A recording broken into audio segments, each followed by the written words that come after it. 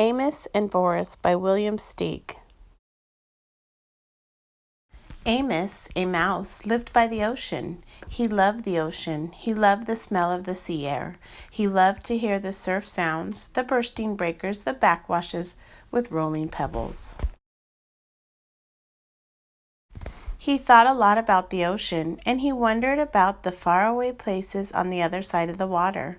One day he started building a boat on the beach. He worked on it in the daytime, while at night he studied navigation. When the boat was finished, he loaded it with cheese, biscuits, acorns, honey, wheat germ, 2 barrels of fresh water, a compass, a sextant, a telescope, a saw, a hammer and nails, and some wood in case repairs should be necessary, a needle and thread for the mending of torn sails, and various other necessities such as bandages and iodine and a yo-yo and playing cards. On the 6th of September, with a very calm sea, he waited till the high tide had almost reached his boat. Then, using his most savage strength, he just managed to push the boat into the water, climb on board, and set sail.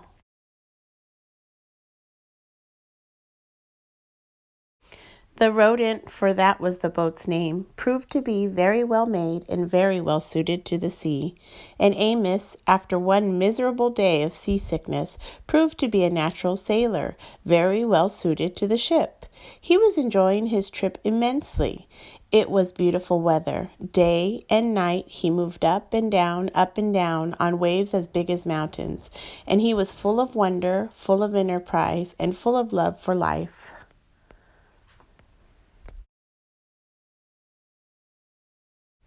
One night, in a phosphorescent sea, he marveled at the sight of some whales spouting luminous water, and later, lying on the deck of his boat, gazing at the immense starry sky, the tiny mouse Amos, a little speck of a living thing in the vast living universe, felt thoroughly akin to it all. Overwhelmed by the beauty and mystery of everything, he rolled over and right off the deck of his boat into the sea. "Help!" he squeaked as he grabbed desperately at the rodent, but it evaded his grasp and went bowling along under full sail, and he never saw it again. And there he was, where? In the middle of the immense ocean, 1,000 miles from the nearest shore, with no one else in sight as far as the eye could see, and not even so much as a stick of driftwood to hold on to. Should I try to swim home? Amos wondered. Or should I just try to stay afloat? He might swim a mile, but never 1,000. He decided just to keep afloat, treading water and hoping that something, who knows what, would turn up to save him. But what if a shark or some big fish, a horse mackerel, turned up? What was he supposed to do to protect himself? He didn't know. Morning came, as it always does. He was getting terribly tired. He was a very small, very cold, very wet, and worried mouse. There was still nothing in sight but the empty sea. Then, as if things weren't bad enough, it began to rain.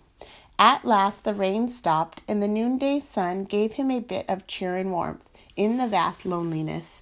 But his strength was giving out. He began to wonder what it would be like to drown. Would it take very long? Would it feel just awful?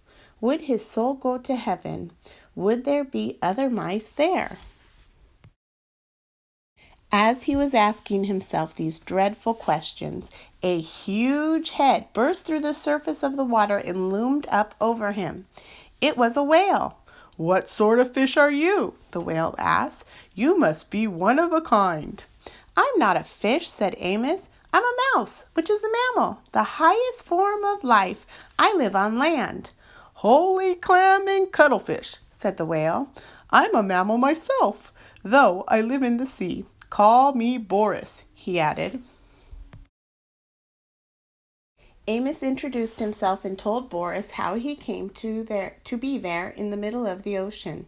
The whale said he would be happy to take Amos to the ivory coast of Africa, where he happened to be headed anyway, to attend a meeting of whales from all the 7 seas. But Amos said he'd had enough adventure to last him a while. He wanted only to get back home and hoped the whale wouldn't mind going out of his way to take him there. "Not only would I not mind," said Boris, "I would consider it a privilege. What other whale in all the world ever had the chance to get to know such a creature as you? Please climb aboard." And Amos got on Boris's back. "Are you sure you're a mammal?" Amos asked. "You smell more like a fish." Then Boris the whale went swimming along, with Amos the mouse on his back. What a relief to be so safe, so secure again. Amos lay down in the sun, and being worn to a frazzle, he was soon asleep.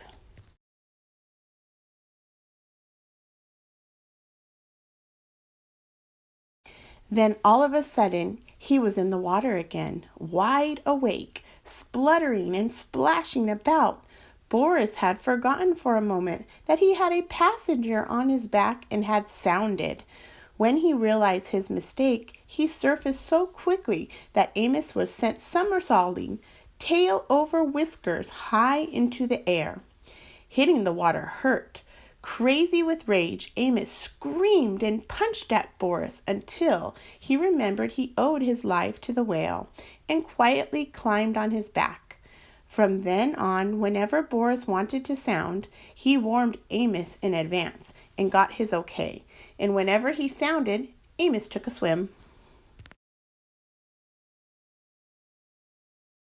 Swimming along, sometimes at great speed, sometimes slowly and leisurely, sometimes resting and exchanging ideas, sometimes stopping to sleep, it took them a week to reach Amos's home shore.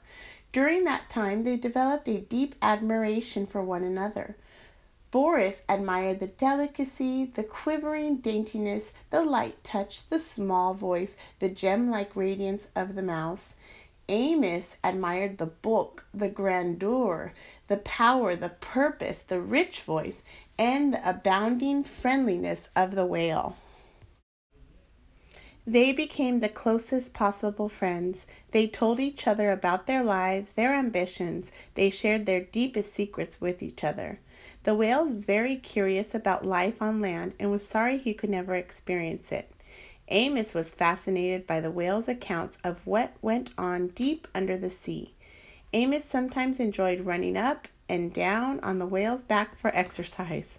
When he was hungry, he ate plankton. The only thing he missed was fresh, unsalty water. The time came to say goodbye. They were at the shore. "I wish we could be friends forever," said Boris. "We will be friends forever, but we can't be together. You must live on land, and I must live at sea. I'll never forget you, though." "And you can be sure I'll never forget you," said Amos. "I will always be grateful to you for saving my life, and I want you to remember that if you ever need my help, I'd be more than glad to give it." How he could ever possibly help Boris, Amos didn't know, but he knew how willing he was. The whale couldn't take Amos all the way to the land. They had their last goodbye, and Amos dived off Boris's back and swam to the sand. From the top of a cliff, he watched Boris spout twice and disappear. Boris laughed to himself. "How could that little mouse ever help me? Little as he is, he's all heart. I love him, and I'll miss him terribly." Boris went to the conference off the Ivory Coast of Africa, and then went back to a life of whaling about, while Amos returned to his life of mousing about, and they were both happy. Many years after the incidents just described, when Amos was no longer a very young mouse, and when Boris was no longer a very young whale, there occurred one of the worst storms of the century, Hurricane Yetta. And it just so happened that Boris, the whale, was flung ashore by a tidal wave and stranded on the very shore where Amos happened to make his home. It also just so happened that when the storm had cleared up and Boris was lying high and dry on the sand, losing his moisture in the hot sun and needing desperately to be back in the water, Amos came down to the beach to see how much damage Hurricane Yetta had done. Of course, Boris and Amos recognized each other once again. I don't have to tell you how these old friends felt at meeting again in this desperate situation. Amos rushed toward Boris. Boris could only look at Amos. Amos, help me, said the mountain of a whale to the mote of a mouse. I think I'll die if I don't get back in the water soon. Amos gazed at Boris in an agony of pity. He realized he had to do something very fast and had to think very fast about what it was he had to do. Suddenly, he was gone. I'm afraid he won't be able to help me, said Boris to himself. Much as he wants to do something, what can such a little fellow do?